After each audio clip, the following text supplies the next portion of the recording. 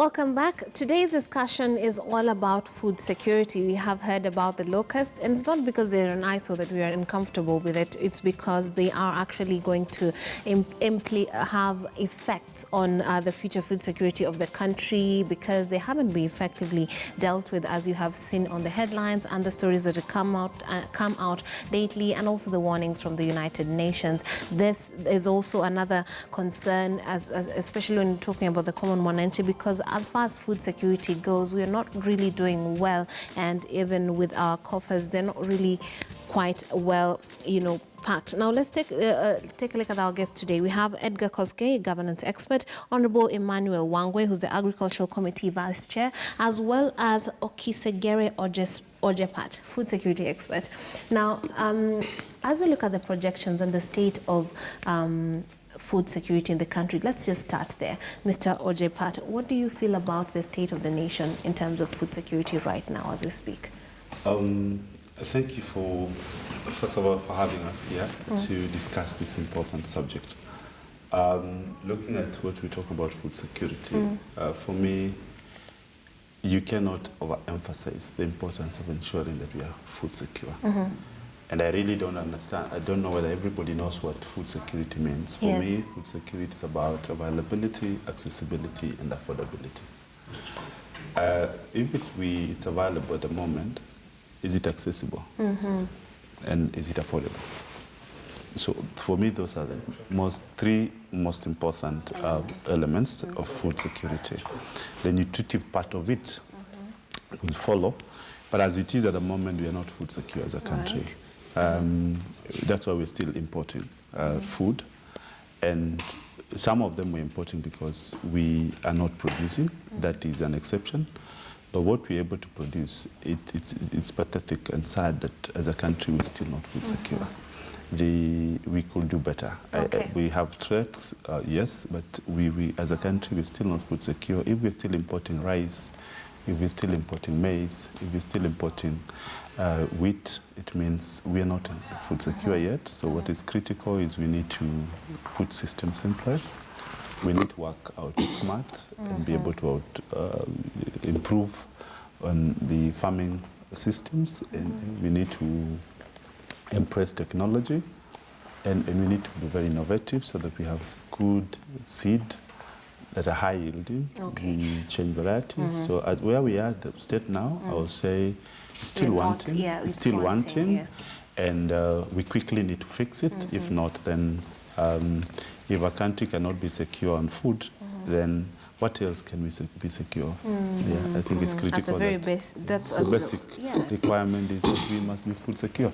The rest of the things we can discuss, but if we are not food secure, we're starting on the wrong footing. So I think it's quick. For me, it's wanting. The situation is wanting. Honorable Wangwe, he feels that we are not quite there yet in terms of food security. Don't forget about the locusts. Just on the basic level, we are wanting. What is your view of food security in the country, and perhaps why we are wanting? Or do you even think we are wanting?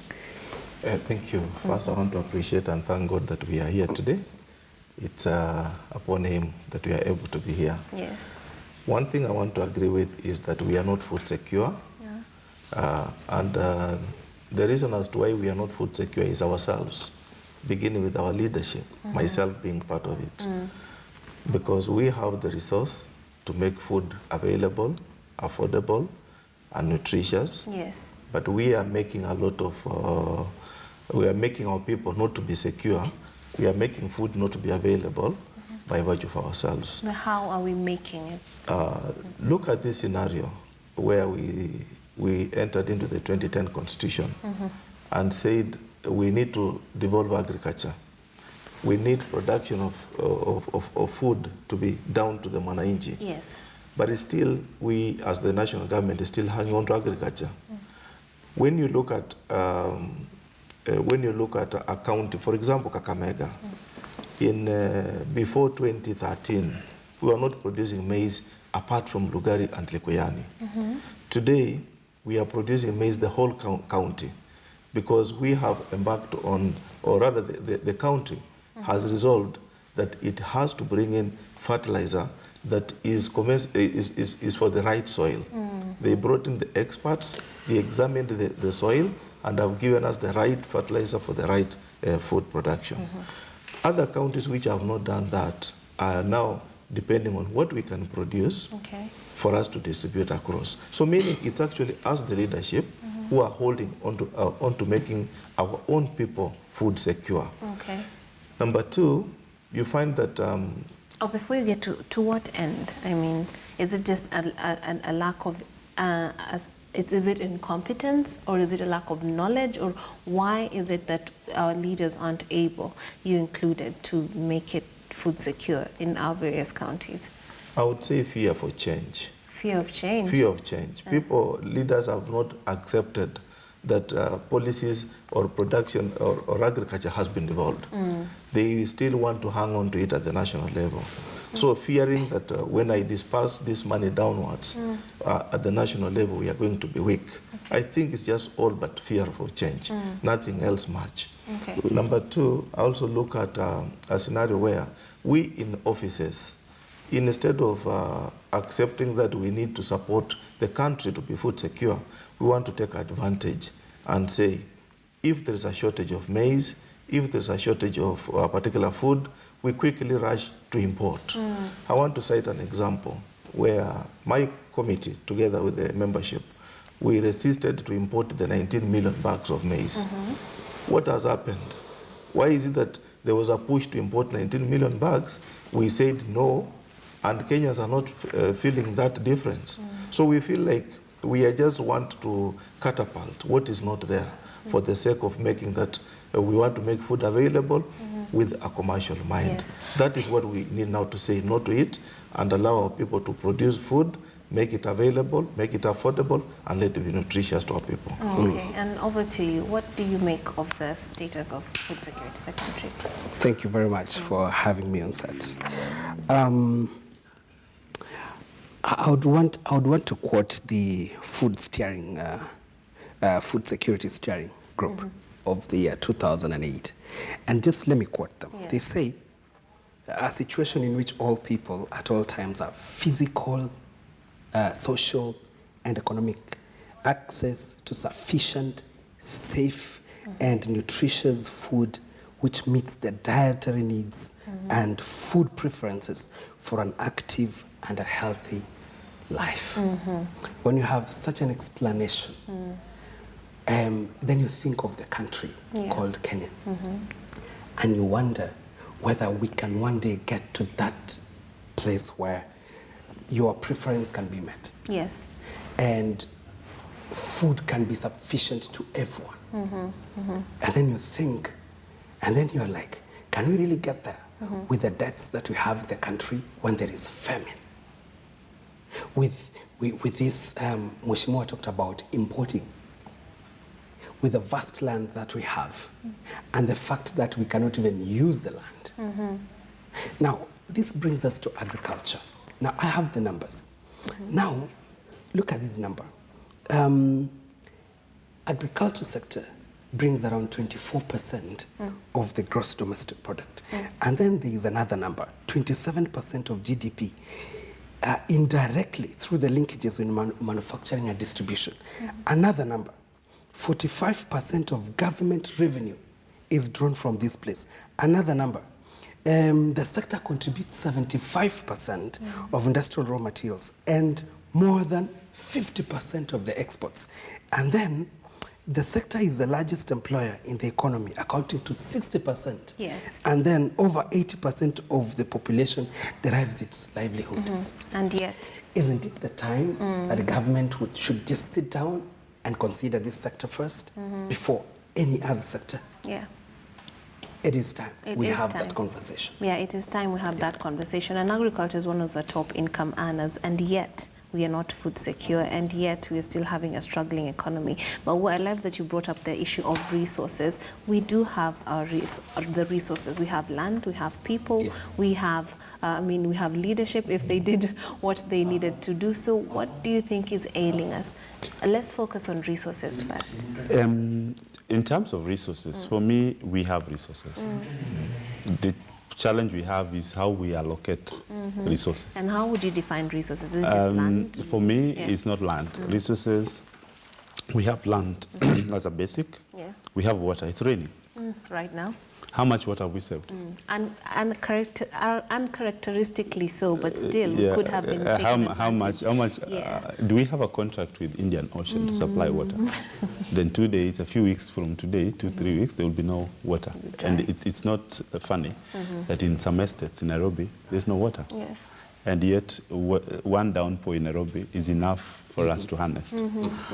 I was reading, I'm not sure about how legal it is, but there was a document going around suggesting that it is illegal to harvest water on a local level. No, you need to harvest every available drop of water. Yes, yes, true. I've just come from Germany a few days ago. If it doesn't rain in that part of the country, they should be able to have water 50 years later. 50 years. If you go to America, certain cities have water that they can preserve. So the first thing we are doing is we just are careless with the resources we have. We don't know how to preserve water and how to use the same. The second one is when it comes to land. We are busy doing what we think we are doing agriculture. Who told you agriculture is to be done by everybody the way they want? It's important to seek expertise. Look at the way Mheshimiwa said, start with the basics. What is the soil state at the point you want to plant? Which part of this country are you, and what is best suitable for that area? What is the nutritive value of your soil? And are you producing for farming? Are you producing for business? I mean, why are you a farmer? Let's work out mathematics. When it comes to resources, in terms of knowledge, we have universities churning out graduates every year. And they become a bother because they're looking for jobs instead of creating jobs because we have not equipped them properly. Mheshimiwa spoke about policies. We have very good policies. We have the best policies in this part of the world. Yes. What we have refused to do is to actualize and implement one step at a time, consistently building on where we are. And the saddest part of it is that we are talking about, I hate this statement, please forgive me for this, government needs to consider whether agriculture is still a backbone of this country. Because in every document I hear agriculture is a backbone. But how much we allocate in agriculture? Ask Mheshimiwa, we have 3%. In most cases, below 3% of the total budget. We went and had, our government is a signatory on Maputo Declaration. And they say each government will allocate a minimum of 10% to agriculture. I am actively in horticulture. In 2018, we netted in 152 billion shillings. How much of that went back to us in terms of seed? Zero direct. So how do you expect the sector that is largely in the private sector hands, not supported, and yet you expect us to be food secure? Look at Golana Gulalu. Who told you Golana Gulalu is what we needed to do? We need to give private sector to run the business so that the government creates the enabling environment and allows the private sector actors to run the businesses. Then look at our storage. Look at the food, the way we waste food. Food waste and food loss. Yeah, actually we talked about access to food because there are areas that produce quite large amounts of, let's say maize, perhaps in Western Kenya, but then there are other areas that are just people are starving. So it just be a question of maybe the infrastructure or I don't have a problem with infrastructure. Give credit where it's due. The government has done quite a bit in terms of opening the main infrastructure. So give credit where it's due. We are just lazy. One is we're just lazy. We have refused to move.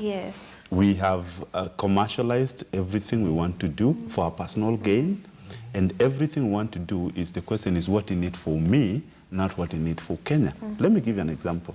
Go to the Lower Eastern, Machakos, Makueni, and Kitui today as we talk. Mangoes are falling down because they don't have market. But go to the other part of the country, starting from Nakuru, going that side, they don't even see a mango. So are you trying to tell me that there are no roads from Kitui to Nakuru, to Kitale, to Malaba? So it's two things. One, we need to tell people this season is a harvesting season for mangoes Yes. in Ukambani.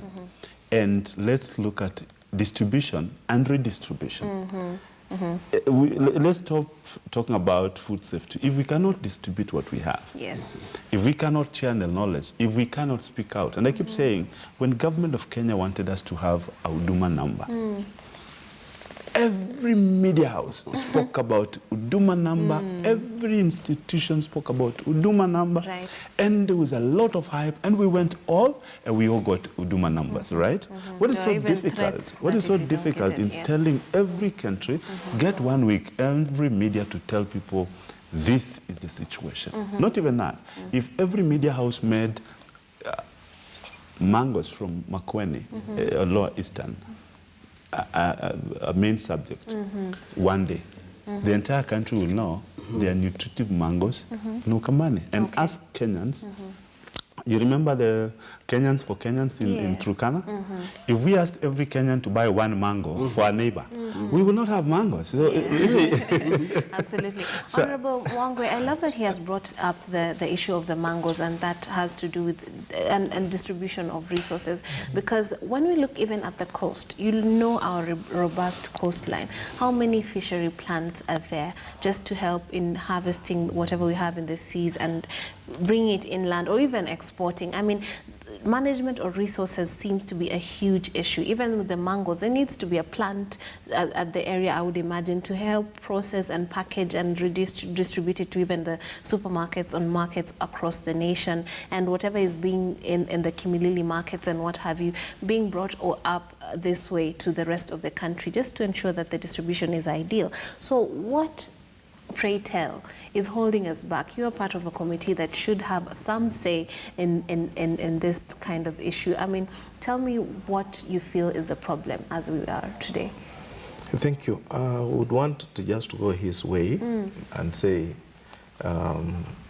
yes, the problem exists, and the whole gist is about myself. When I was coming up here, I should now be saying what is in KTN for me, rather than what is it that I'm going to share with my colleagues or Kenyans.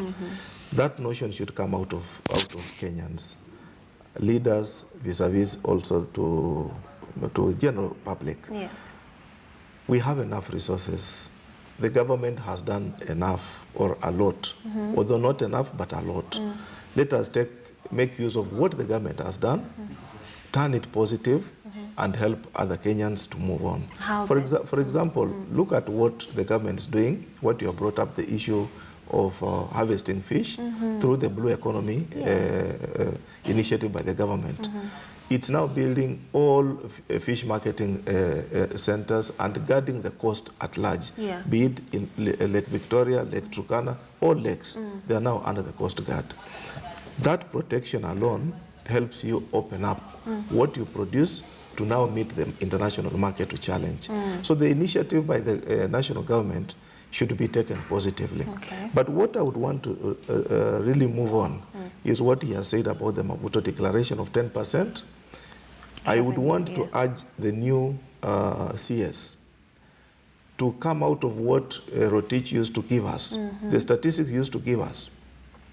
He was arguing out that when you take the money allocated to environment as a ministry, the money allocated to the county in terms of agriculture, and the national cake, all combined makes more than 10% that goes to agriculture.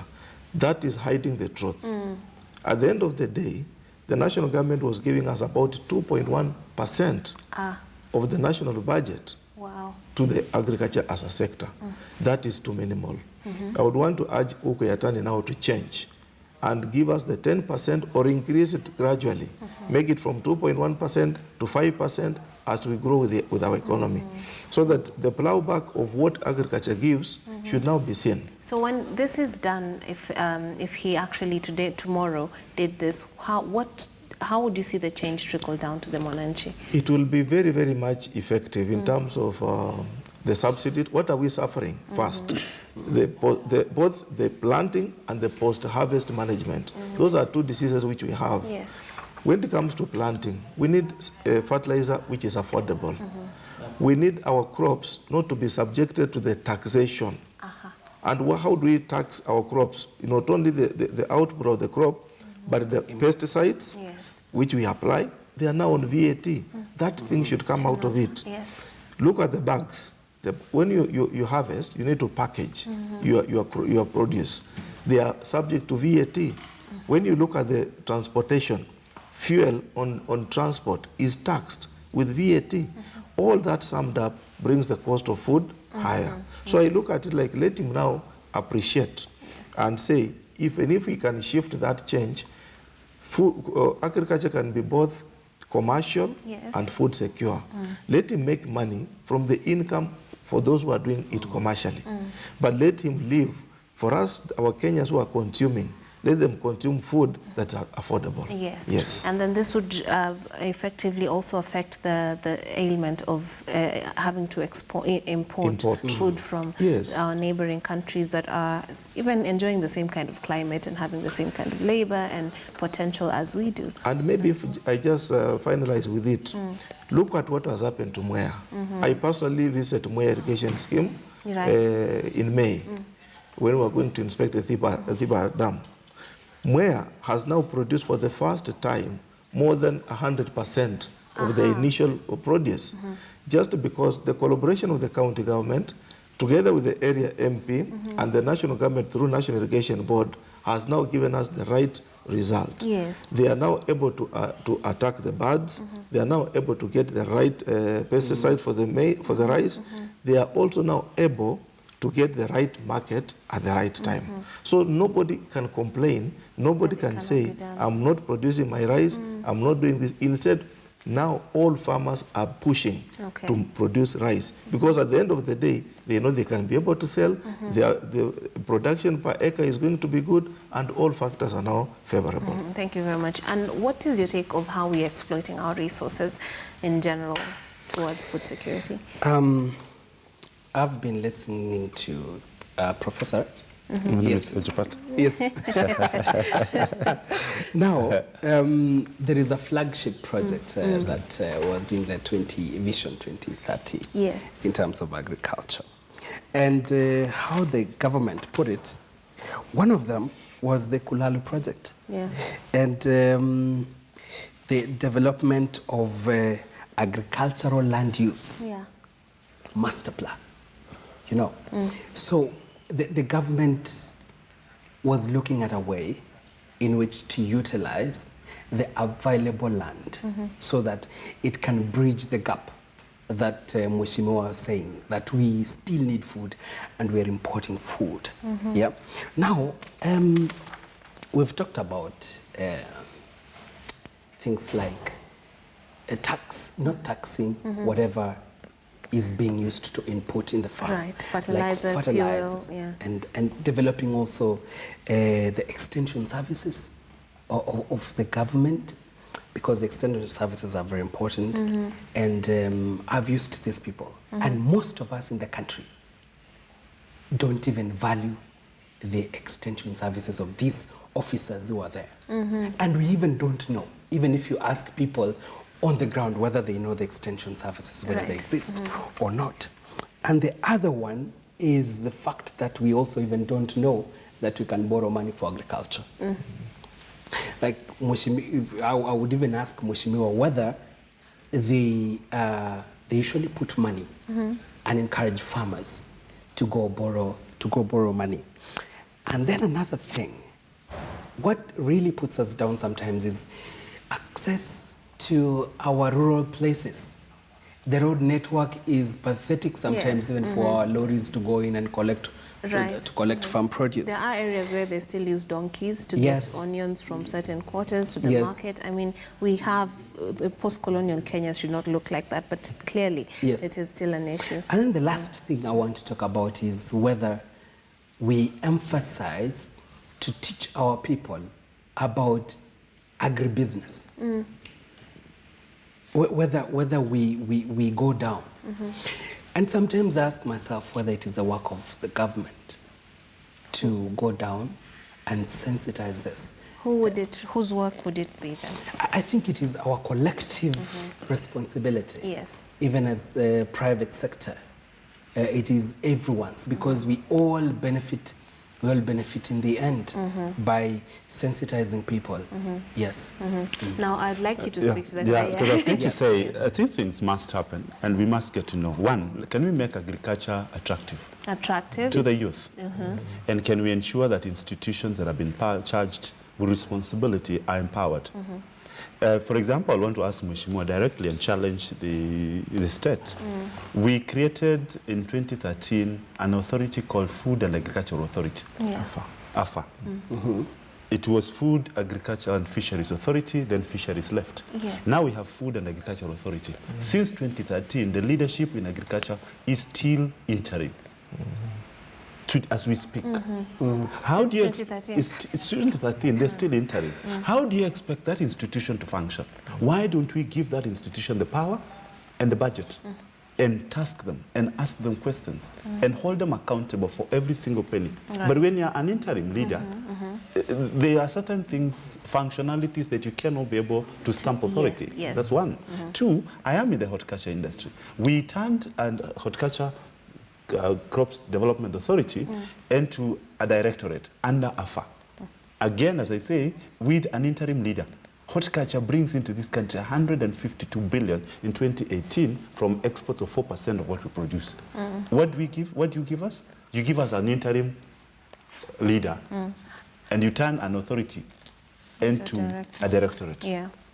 Then you call agriculture the backbone. And I said, you can't support it. And you expect things to happen.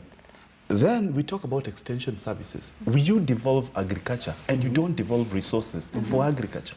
How do you expect extension to happen? Okay. I am a product that has grown up from a trained frontline extension officer. A frontline extension officer. That's where my basic training started from.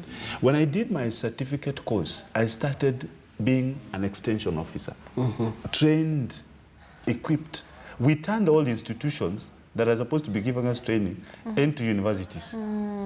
I'm glad that TVET is now coming. It's going to take a while before that happens. But what is the motivating factor? We must ensure that agriculture is profitable. We must ensure that we bring in technology. We must ensure that we look at objectivity and get to know that our business is not about agriculture. Our business is about competitiveness. Are we competitive? What is the rest of the world doing to be competitive? And why are we not doing it? And I'd like you to hold that thought, because when you come back, we're going to get into the youth, making it attractive, how we can upgrade our tech to ensure that it is making us competitive, and much more on food security. Let's take that short break. Don't go too far. This is Morning Express.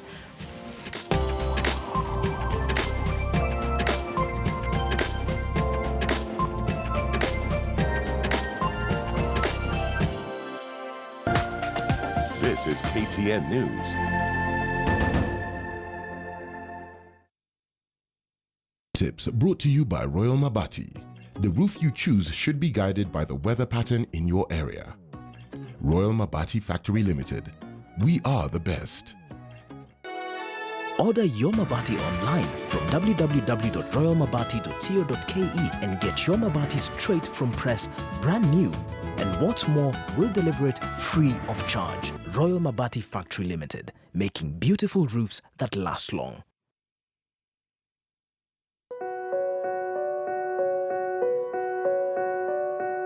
Upweke unaoandamana na magonjwa ya uzeeni au hata kutelekezwa. Wengine wanakabiliana na ufidhuli kutoka wanao. Na kuna wale waliotengwa kwa misingi mbalimbali katika jamii. Wao wanaokata panga wajue kuna siku moja nao watamea nywele nyeupe. Je, wao nao wakatwe panga? Niko na tabu kwa hii nyumba. The government has released over 8.7 billion Kenya shillings to beneficiaries of Inua Jamii cash transfer. Tabu, hii serikali yetu, wewe ni mzuri mradi tu unafanya kazi. Ukishafika 60 years, ni hapo mmemalizana na hii serikali.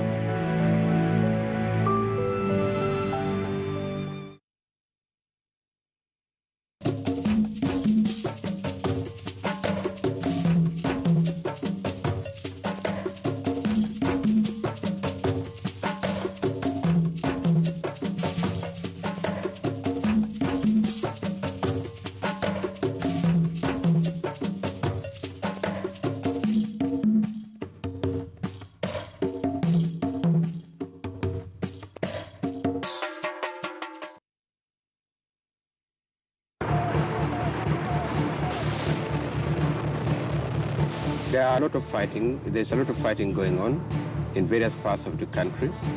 A lot of sabotage activities. Troops are deserting the army, and Amin is in hiding.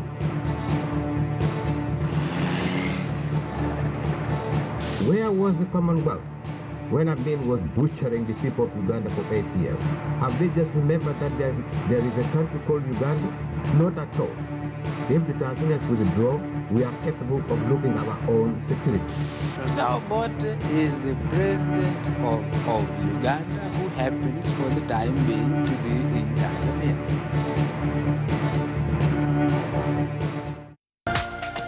This is KTN News.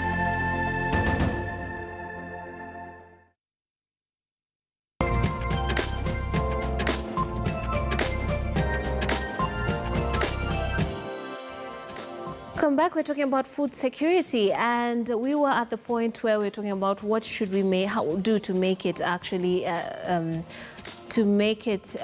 profitable or attractive to young people. Afa, why are we not? 13 parastatals were collapsed into one, and this was supposed to aid into our pursuit for actually food security and growth in the food industry. But clearly, this is not working the way we would like it. So I'll start with you, Mheshimiwa. Why is this happening? There's still an interim leader. There's no board. We seem to have ground to a halt in terms of that push. What do you make of that?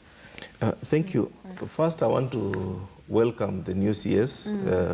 My good friend Munya, that you are coming into this docket at a time when everyone is looking forward to a better administration. As you come in, you take charge and make sure AFA gets a board. Yes. AFA has been in existence since 2013. Yes.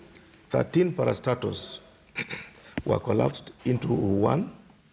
And to date, there is no board. The DG is interim. All heads of directorates are interim. So we want him to make it exist as a full. Why would you say, why is it that it has taken all these years and nothing has been done? This is a crucial part of, even as we talk about the big four, this should be something that is prioritized. So how come since 2013 you're talking about interim leadership in on this body? Why would be the biggest question? Personally, I look at it like the government is not serious. Unfortunately, it's my government. I've been in it since 2013. I'm in the same government, but I look at it like it's not serious. Right. And I'll want to say thanks to the president that has changed guard in agriculture. So we just have to say this is something that must be done. We must get the new board, and we don't want to see agriculture coming down, yet the regulator, which is anchored in law, is existing in a vacuum. Yes. Now, look at the scenario that's happening. The Sugar Directorate has filed official bill to exit the directorate. The tea sector has also filed official exit from from AFA, which means the law that came into force will be existing without two parastatals all of a sudden. Right. So my take is this to my government. Let the new CS make sure AFA gets the full board, appointment of the DG is done, and all directorate heads are confirmed in their substantive positions so that we can achieve what we say we want to get food secure. We can now say the regulator can now control what is happening in agriculture at large. But as the vice chair of this the agriculture committee, what have you been doing to push for this to be a reality? Because I mean, you wouldn't say that you don't have a say in the matter. You could actually push for that to happen. Thank you. We do, and we have done 3 times. And I would want you to go back to our parliamentary proceedings, where your team in parliament has covered 3 times. In the last 2 years, we've had to push the CS on camera to make sure he appoints the board. And that's why even about 3 months ago, he invited applications for those who are eligible to be appointed as directors of the board. Yeah. But what we are saying is 90 days is too long a period. Yes. By now, we should be having the board. It cannot take another 90 days just to interview a team. So we have already done our part. All we want is media houses, help us to make sure the whole country sees that we don't have a board because of the inefficiency of the executive sitting in an agriculture house, Kilimo house. Mr. Ojepat, this is something you're very passionate about. Could you tell us what effect it's having on the industry, not having a stable leadership in AFA? Thanks. I brought this thing up because I am very concerned that we have an institution that you give birth to and you don't give it life. What is happening in agriculture is because AFA was not given life, so there's no life. There are no managers. Every manager is on an interim basis. And you, as I said earlier, if you're on an interim basis, you can function. In fact, on this platform, I want to say we are demanding that you give us back our authority. Give us back the Horticultural Development Authority, and forget about this directorate thing. If you can't actualize it, just give us what we had. Because then we had a substantive leader, head, and we had a board. And we will take them on task. Today, you have nobody you can question under AFA because the interim leadership is working in a vacuum. And when you tell us that you're going to take you 90 days to appoint, do you take 90 days to eat? No. So why are we taking 90 days to appoint a board that is supposed to oversee, that is supposed to be overseeing food? Now, this is the other thing. At this point in time, we are struggling, like, for example, we're struggling about how do we improve and how do we open new markets in horticulture? How do we open new markets in the region? How do we look about standardization? How do we move out there? We can't function with an interim leadership. We need a substantive leadership so we can take them on task and we can give them targets. We are looking at improving, and we went out and told the country to plant avocado, passion, mango. We have gone out and made everything. The market in China, the market all over is growing. But listen, behold, with 2% of the national budget being put into agriculture, and I want to challenge the government here that 2019 will release the results soon in the next few weeks. In 2018, we give you 1.152 billion, and you give us back 0. How do you expect us to survive? Absolutely. Where is that money going? And we are bringing revenue, and that's out of the 4%. So the good news also is that we now are looking at food safety, not just food security. And we have a new standard. It's called Kenya Standard 1758, KS 1758. It's going to ensure that the domestic market is properly regulated. It goes back to the regulator who is on interim basis. So as much as we want this regulator to push, he's still on interim basis and people can challenge. So I want to encourage the government to have courage. And as Mheshimiwa said, can the CS have courage to at least appoint a board? Then let's ask board questions. And I don't know how many Kenyans are not qualified, but I know that there are very many Kenyans who are qualified. So what are we waiting for? Mr. Koskei, what I'm hearing from him is a lack of empowerment. I mean, do you feel as a governance expert that the lack of empowerment might have a political twist to it? Because if you don't empower certain people, a certain sector, then basically they do not have the authority to push for certain things from their whatever titles they are holding and in effect change for the better that will eventually hopefully trickle down to the common wananchi. The biggest question that I would want to ask is who benefits by not having a board in place? Do you create something and abandon it? Are they not seeing, is the agricultural ministry too big that they can't see that there is a baby here that was created? Collapsing 13 parastatals is not an easy thing. Where are they getting their policies? Now, it should help us, the AFA should help us in making supply-related policies, price-related policies, and income-related policies in the food sector and in other areas too. But the question is, who is taking a back seat on this? That is what we should be asking ourselves. And I want to encourage the new CS. Maybe this one has not gone into his notice. Maybe he doesn't know even about it. But he should be told that we are talking about AFA right now. And that something should be done and then about ignorant is no defense, I would imagine, in this particular situation. Honorable Wangwe, he has asked, who is benefiting from this? Because back to the question of why would this be a difficult thing to implement or to actualize? My take is that who is benefiting or who is not benefiting should not be the question, but the demand is the government is there to serve the people. Yes.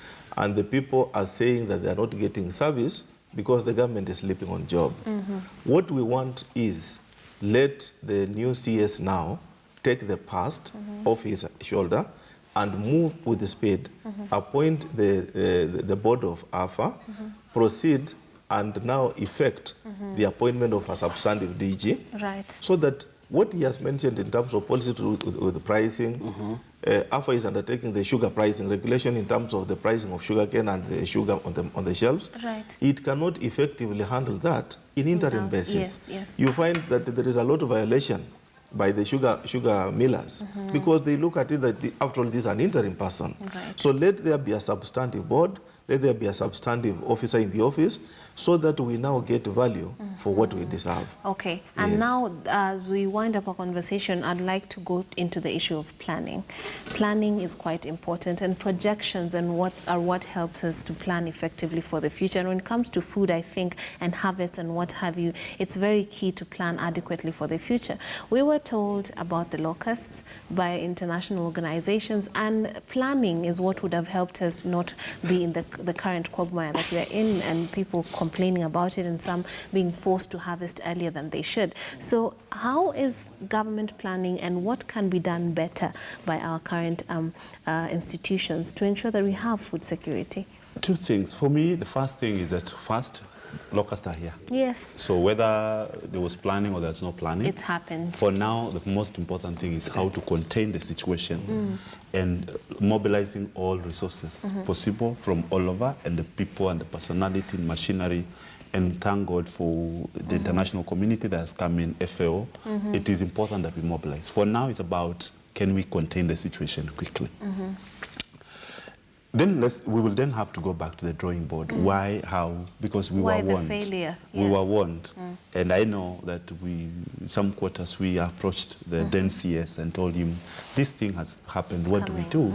And we asked a few agrochemical companies to confirm whether they had a facility, products that would do that. What was the response? And it was a bit of, let me call it laziness and a wish off.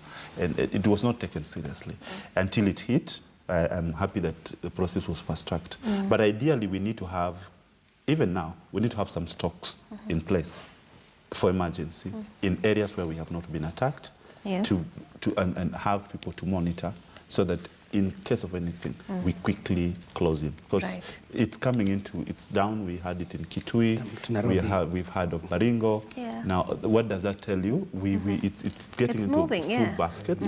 And if it's with those food baskets, for example, we are now preparing to start harvesting of avocado season. And if we open this, if locusts get into avocado, you can imagine our avocado, what are we going to, we're going to lose. So for me, for now, let's not go into blame game for now.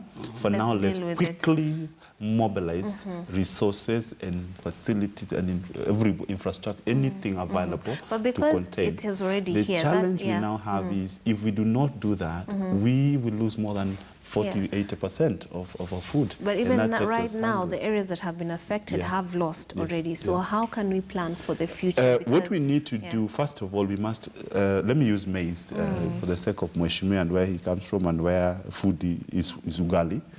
We calculate food and we always say an average Kenyan will eat 1 bag of maize per year.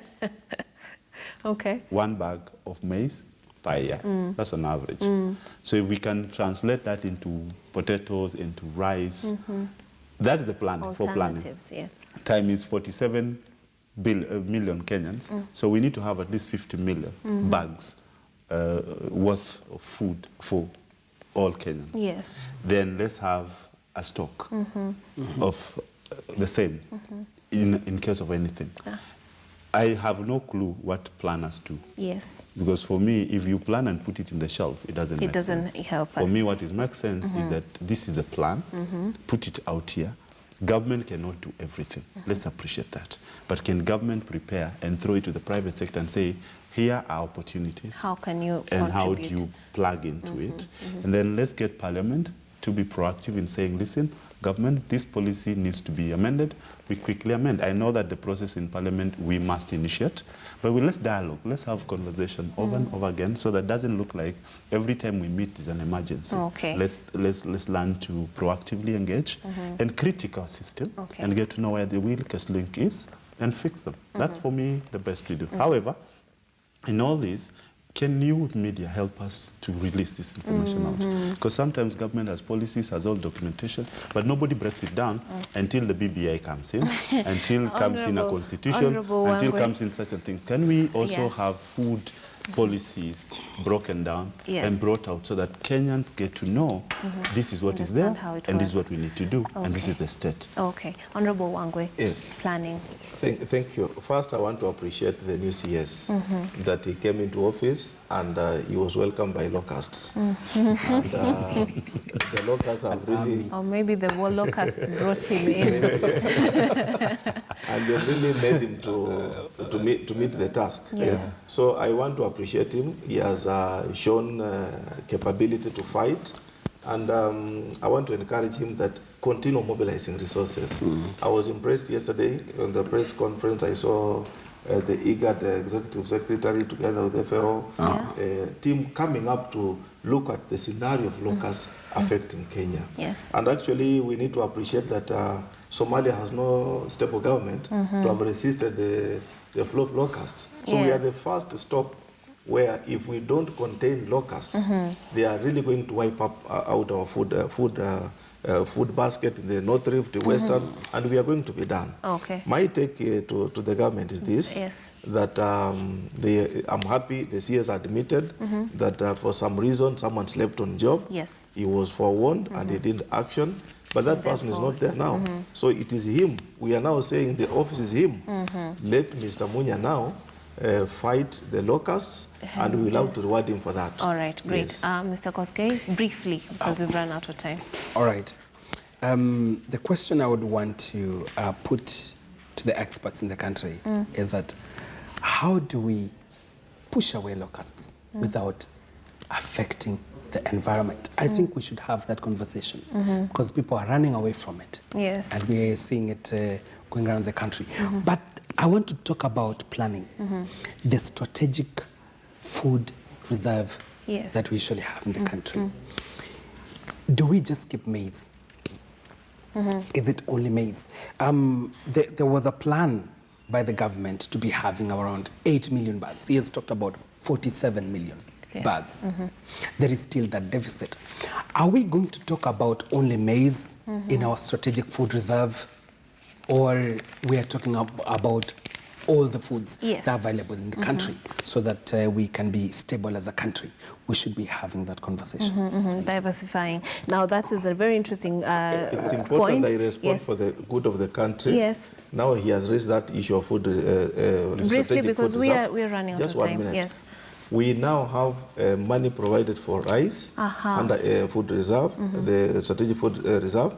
We also have money which is now going to KMC for the sake of the livestock farmers, which is going to handle the food reserve, and also money to milk. Absolutely. Under the milk program to KCC for the purpose of food reserve. So I think that is now opening up. Yes, and if you read the Standard today, we are being told the ugali lie. Ugali is no longer the biggest, food. But thank you so much to my panel for being a part of this conversation. Hopefully, we've shed a light on the problems we are facing in food security and perhaps the solutions that we